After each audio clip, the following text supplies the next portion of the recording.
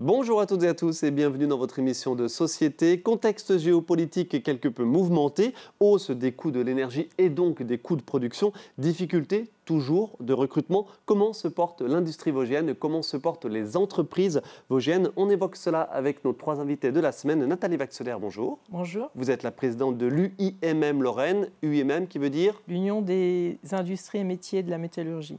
Métallurgie et métallerie un petit peu aussi. Aussi métallurgie.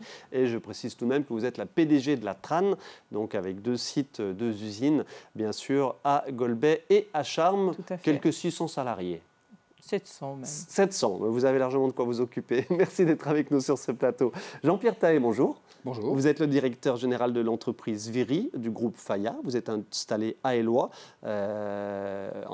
entreprise de la métallurgie, de la métallerie, pour le coup. Métallerie, charpente métallique, oui. Et on va avoir tout ça en images dans quelques instants. Et Laurence Rayer, bonjour. Bonjour. La déléguée générale du MEDEF Vosges, un des syndicats patronaux.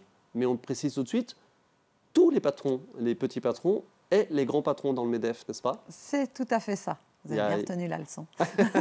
Non, mais c'est important de préciser, ce n'est pas que les grands patrons. Quelle que soit la taille et quel que soit le secteur d'activité. Tout bien. Merci d'être avec nous sur ce plateau, Nathalie Rayer, Laurence Rayer.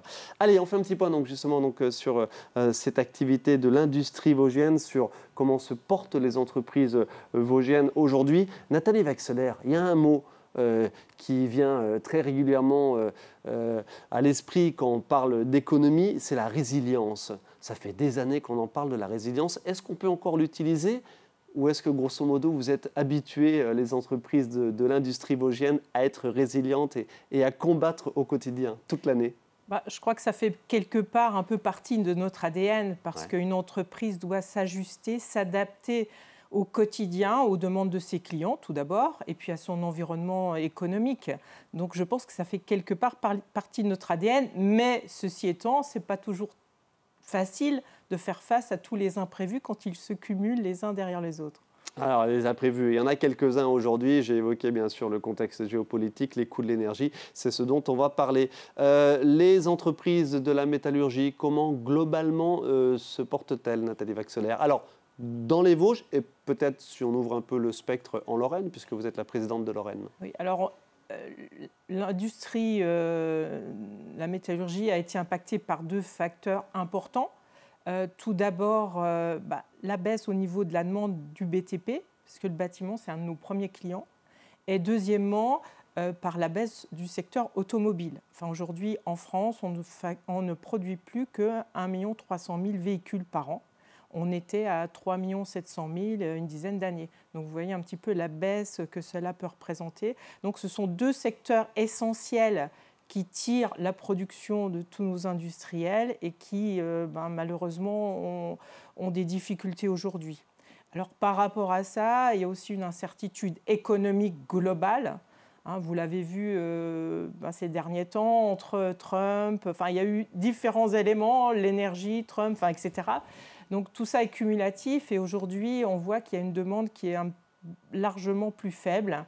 Donc les entreprises s'ajustent, mais on a besoin de visibilité. Donc c'est cette visibilité qui nous manque aujourd'hui et on s'ajuste, mais il faudrait quand même que toute cette situation se calme. On a besoin de visibilité sur notre politique économique en France, on a besoin de visibilité sur le prix de nos approvisionnements. On a besoin de visibilité sur nos marchés parce qu'effectivement, on est capable d'être résilient, on est capable de changer notre fusil d'épaule, de développer de nouvelles technologies, mais il faut quand même connaître un peu mieux la situation qui est devant nous. Aujourd'hui, tout le monde travaille sur la décarbonation, tout le monde travaille sur de nouveaux produits qui sont plus efficaces, qui sont moins coûteux. Mais il faut quand même qu'on ait un peu plus de visibilité, notamment sur notre carnet de commandes. Mais on sait aujourd'hui que beaucoup de gens sont dans l'expectative, ne serait-ce que le client final. On voit effectivement que tout le monde se dit « Oh là, je vais peut-être faire un peu d'économie parce qu'on ne sait pas trop où on va ».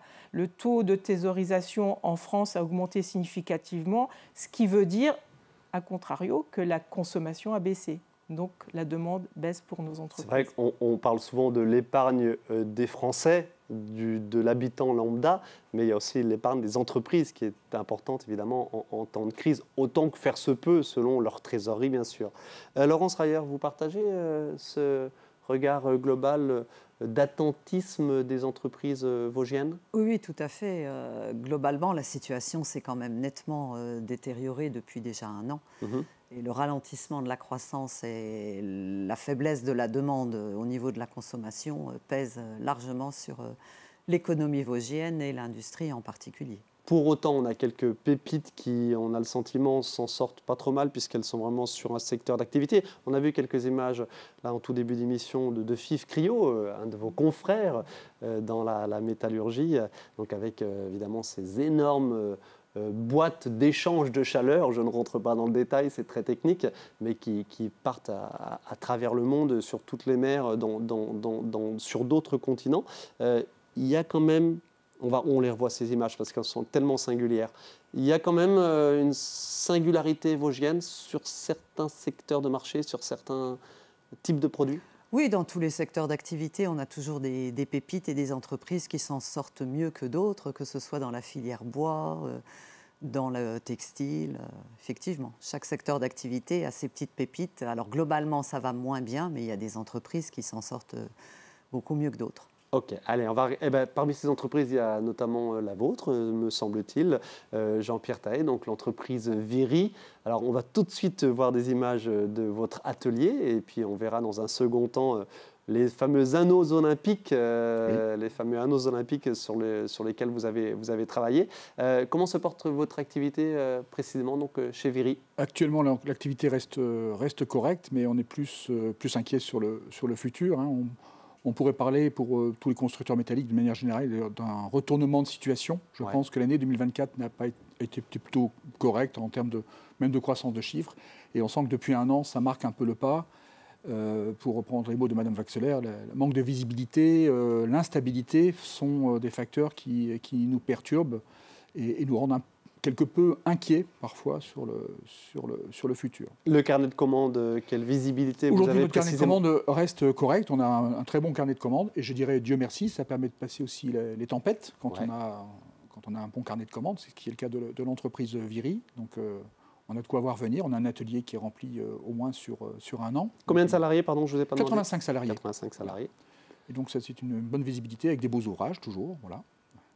Quelles difficultés, autres que ces marchés, vous rencontrez aujourd'hui? Quid, évidemment, en termes de soudure par rapport à l'énergie? Est-ce que l'énergie... Les coûts de l'énergie, évidemment, ça reste dans un niveau qui, pour nous, est trop élevé par rapport à d'autres concurrents qu'on peut avoir à l'étranger, hein, même à l'étranger européen, d'ailleurs. Donc, on doit trouver des solutions qui permettent d'être plus sobres. Voilà. On a installé des panneaux solaires, par exemple, pour produire un tiers de notre production d'énergie, hein, pour pouvoir atténuer en tout cas l'impact de ces coûts excessifs.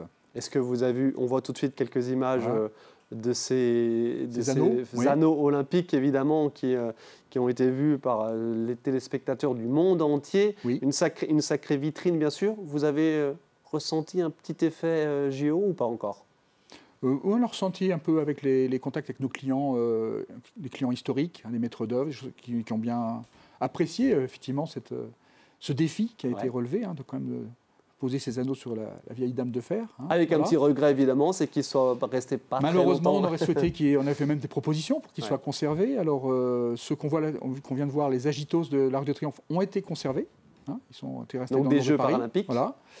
Malheureusement, les anneaux eux-mêmes ont été refondus, puisqu'on a un matériau qui est recyclable à l'infini. Donc ils sont repartis au Luxembourg pour être dans les hauts fourneaux de Arcelor. Ah oui, effectivement, d'accord. Bon, comme quoi évidemment... C'est la vie, c'est le cycle. Ouais, voilà. le recyclage de matériaux aussi à ce niveau-là se fait de plus en plus, bien sûr. Oui, c'est un des grands défis pour nous. La décarbonation passe par le recyclage et surtout, aujourd'hui, le réemploi. Les structures métalliques sont réemployables. Et pour avoir un bon bilan carbone, réemployer des structures, c'est la meilleure façon de le faire. Alors, Nathalie Vaxelaire, la matière première en métallurgie, justement, bien sûr, ce sont les métaux, ce sont les produits qui sortent des aciéries. Grosse actualité aussi récemment, bien sûr, avec l'acier français, l'acier européen. Vous voyez un impact dans votre secteur ? La disponibilité de l'acier est toujours là. C'est important, à mes yeux, de garder la souveraineté française et européenne sur toutes ces matières premières. Parce que sinon, demain, on risque d'être soumis à des quotas, à des hausses de frais de douane et autres qui pourraient pénaliser encore plus notre compétitivité. Donc, il faut faire en sorte que ces entreprises puissent rester en Europe. Alors, je sais qu'en Europe, on a des règles contraignantes. Vous parliez de décarbonation, mais on sait aussi qu'Arcelor a, par exemple, investi des milliards pour décarboner ses sites en France et en Europe. Donc, c'est important qu'on puisse les garder auprès de nous pour garder cette souveraineté industrielle parce que, je le rappelle, il n'y aura pas de territoire fort sans une industrie forte. Donc, gardons notre souveraineté, c'est important. On l'a vécu un petit peu au moment du Covid. On s'est dit « Ah, on ne sait plus faire de masques, etc. » Mais finalement, on a vite oublié. S'il vous plaît, n'oubliez jamais.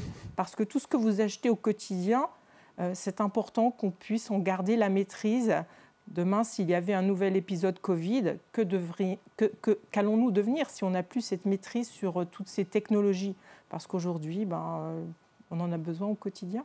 Alors, par rapport à cette démarche des consommateurs, comme vous l'insinuez, les consommateurs lambda peuvent avoir effectivement une attention pour acheter des produits français ou des produits européens. Est-ce qu'au niveau des entreprises, c'est possible aussi, à savoir, est-ce qu'il y a un soutien, bien sûr, aux produits européens, aux produits français, quand on parle gros sous et matières premières et qu'on s'adresse évidemment à des fournisseurs qui produisent à travers le monde. C'est le cas? C'est une démarche que vous avez ou... Alors, au niveau de l'UMM, on a quand même une structure d'entreprise différente qui se complète et qui travaille ensemble. Il ne faut pas oublier que nos entreprises, c'est avant tout 80% de PME. Et ce tissu, cette agilité des PME est absolument nécessaire. Donc, c'est important. Enfin, au niveau de l'UMM, on essaie également d'aider toutes ces PME qui n'ont pas forcément toutes les structures pour travailler sur la RSE, par exemple. Donc, on les aide sur tous ces domaines. La responsabilité sociale et environnementale. Oui, exactement. Donc, on les aide à travailler ensemble pour garder notre vivacité, notre tissu industriel et toute sa qualité. Aujourd'hui, il faut investir, il faut regarder autour de soi, il faut aller vite. Je pense qu'en Europe, on a un frein, surtout en France, c'est qu'on est cher. Mais il faut qu'on innove pour compenser le gap entre les pays tiers qui peuvent effectivement exporter en France à des coûts inférieurs. Nous, il faut qu'on ait une innovation technologique importante pour supplier cet handicap. Et c'est pour ça aussi que le crédit d'impôt recherche est si important en France pour maintenir cette agilité-là. Un gap, qui peut-être justement tend à se réduire. On regarde avec le secteur de l'automobile que vous avez évoqué tout à l'heure. Aujourd'hui, les voitures chinoises commencent sérieusement à arriver sur le marché européen. Ce gap, il tend à se réduire. Jean-Pierre Tahet, quid de votre activité donc, sur les grandes structures métalliques? On a commencé tout à l'heure à avoir des images d'architecture et de canopées de gares ou de murs, de bâtiments vraiment d'envergure. Vous craignez cette concurrence internationale et notamment asiatique ou pas? Non, beaucoup au moins. Regard évidemment du produit que vous fabriquez. Du produit, de l'implantation locale de ces produits qu'il faut faire, on craint beaucoup moins la concurrence extra-européenne, on va dire. Voilà. En tant que Français, je crains plus la concurrence européenne qu'extra-européenne, puisqu'il y a quand même des différences de charges sociales entre pays, entre la France, l'Italie, Portugal, par exemple, pour ne citer que certains concurrents, on va dire, européens pour notre activité. Et en termes de gap technologique, industriel, de recherche? Gap technologique, non. Nos entreprises sont bien dotées en termes d'outils numériques, de machines à commande numériques, maintenant de robotisation qui arrive. On commence à utiliser de plus en plus l'intelligence artificielle aussi pour concevoir nos produits. Donc on est vraiment très... pour reprendre les propos de Madame Vaxelaire, c'est très important l'innovation, toujours essayer d'avoir une longueur d'avance sur celui c'est toujours une course permanente. Et la course, elle est dans la matière grise, voilà, la matière grise, et le savoir-faire aussi dans les usines. C'est deux choses qui se complètent parfaitement. Et exemple tout précis en termes de métallurgie et de chaudronnerie, la soudure. J'ai cru comprendre qu'en architecture, les architectes vous demandent des soudures de moins en moins visibles. Absolument. Ça, oui. Elle est là, l'innovation. Et il y a une innovation sur le choix des méthodes de soudage. Bon, là, on a implanté très récemment chez Viry la soudure laser, qui permet d'avoir une soudure fine, de grande qualité, et puis efficace. Donc voilà, il faut savoir investir aussi au bon moment, à un certain moment, continuer à investir sur ce genre de produits pour pouvoir toujours être à l'avant-garde, voilà, et compétitif, ce qui fait qu'on est toujours là. Voilà. On a vu quelques images aussi en début d'émission de Gantois. Là, on est à mi-chemin entre la métallurgie et la filière textile. Parce que, je rappelle que Gantois, c'est du tissu métallique, notamment pour les carlingues d'avion. Voilà, la chaudronnerie, la métallurgie, ça va aussi sur ces spécificités-là, pourquoi Absolument, oui, tout à fait. Oui. Et j'insiste sur le savoir-faire de l'ouvrier qui est important, parce qu'on parle beaucoup de machines, de robots, de choses comme ça. On a besoin, on parle des ordinateurs, on en a besoin, effectivement. Mais pour faire les anneaux, il faut aussi des ouvriers qui sachent bien travailler la matière, et certains robots ne pourraient pas faire ce travail-là aussi. C'est une complémentarité qu'il faut chercher en permanence, et un savoir-faire. Laurence Rayer, l'intelligence artificielle, on a déjà commencé à en parler un tout petit peu. Quid aujourd'hui de l'arrivée, alors peut-être à plus ou moins grande échelle, de l'intelligence artificielle dans les entreprises vosgiennes? Elles prennent le pas, elles sont obligées de s'y mettre. Est-ce que c'est véritablement des gains de productivité à trouver, ou c'est des gains de productivité qui permettent de passer plus de temps avec le client? C'est ce qu'on entend aussi, de permettre un peu plus d'humain, malgré ce qu'on pourrait penser de prime abord. Alors il faut bien cerner le besoin en fait au niveau de l'entreprise pour pouvoir utiliser l'intelligence artificielle. Mais effectivement, c'est un gain de temps appréciable. On le voit même dans nos structures administratives aujourd'hui pour les rédactions de comptes rendus, où on peut demander des résumés aussi de rapports importants. Donc dans les entreprises, oui, il y en a quand même qui s'y mettent.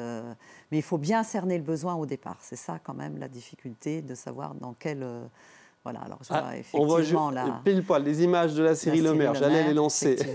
Là, on est sur une activité industrielle ancestrale, évidemment, l'activité de scierie, et pour autant, l'intelligence artificielle débarque effectivement dans ce secteur d'activité. On le voit, l'idée, c'est d'optimiser au maximum l'usage du bois, du tronc. Oui, parce que la particularité quand même, c'est que le bois en Lorraine est relativement cher par rapport à d'autres régions forestières. Donc il faut effectivement optimiser le rendement matière pour pouvoir être compétitif avec nos concurrents français. Et illustration avec de nouveau cette scierie Le Maire du côté de la Petite-Raon et de Mousset. Voilà, et d'autres scieries importantes sur nos départements, évidemment, y ont recours aujourd'hui. L'intelligence artificielle, Nathalie Vaxelaire, dans votre secteur d'activité, alors on ne va pas parler d'Altran particulièrement, mais quid des entreprises comme les vôtres qui fabriquent des échangeurs de chaleur, des pompes à chaleur gigantesques pour d'autres usines? D'une manière générale, l'intelligence artificielle, ça va nous aider à développer beaucoup plus rapidement. J'évoquais tout à l'heure l'importance d'être un innovateur technologique. Donc c'est une aide précieuse que cette intelligence artificielle. Mais encore une fois, il faudra la compétence humaine pour affiner et ajuster aux besoins précis du client. Mais ça peut être une aide pour aller plus vite, plus rapidement. Je veux dire, on a intérêt vraiment à innover de plus en plus rapidement et plus efficacement. Donc ça va nous aider à aller plus vite et à répondre plus rapidement aux besoins du marché, du client, d'une manière générale. Alors après, ça implique aussi des structures en interne, une organisation peut-être un petit peu différente. Et puis, quand on dit IA, attention aussi à bien l'utiliser, parce qu'il ne faudrait pas que toutes les recherches de l'entreprise tombent dans le domaine public. Donc, il y a quand même des sécurités à mettre en œuvre.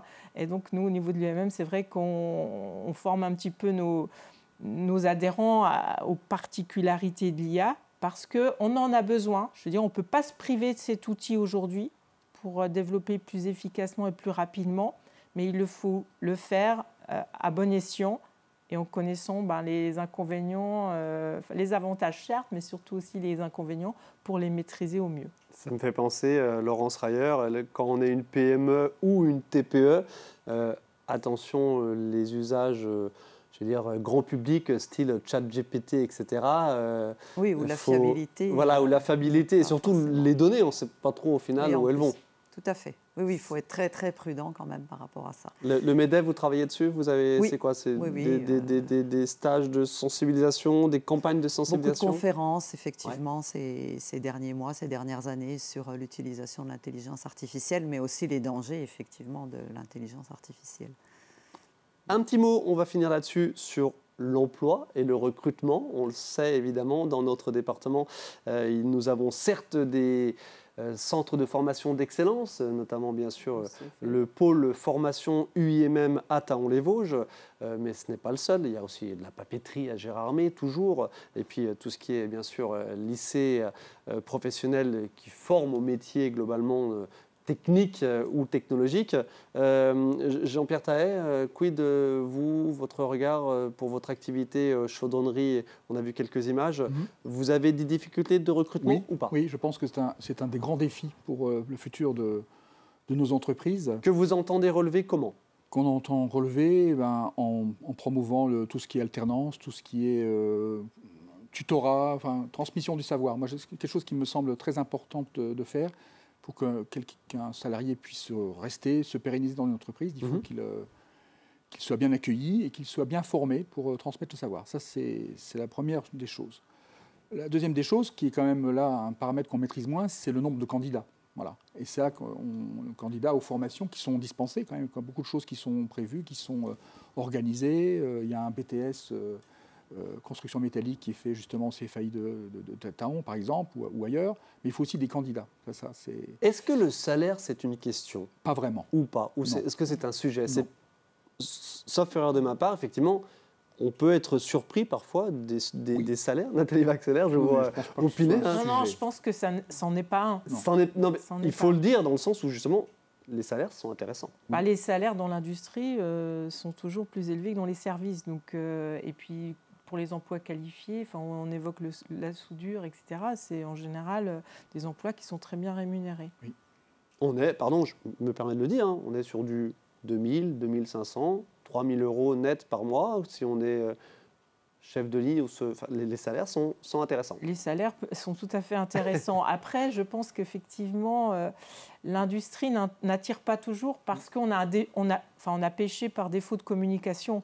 Souvent, les parents ont en tête des industries vieillottes, des industries qui licencient. Non, aujourd'hui, les industries sont modernes et les industries investissent et ont de beaux avenirs devant elles. Mais effectivement, on a pêché par manque de communication, je pense. Donc, Nathalie Vaxelaire, ça fait des années qu'on dit ça. C'est quoi le levier à actionner pour que l'image change définitivement?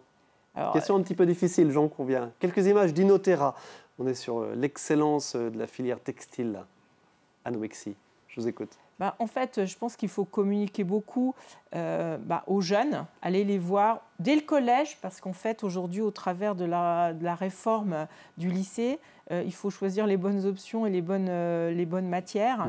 Donc, il faut aller les voir dès le collège. C'est ce qu'on essaie de faire, leur communiquer des images via leur réseau. Parce qu'en fait, aujourd'hui, la communication, c'est le réseau qu'utilisent les jeunes, Insta, etc.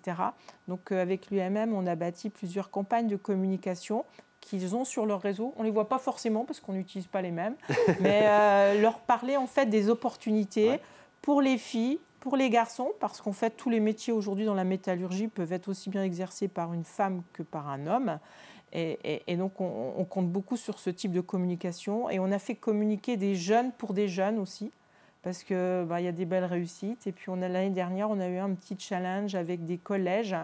Ils ont été visiter les entreprises, ils ont monté des petites vidéos pour parler des entreprises et ce qu'ils avaient vu. Et j'ai trouvé que c'était une bonne solution. Les jeunes parlent aux jeunes.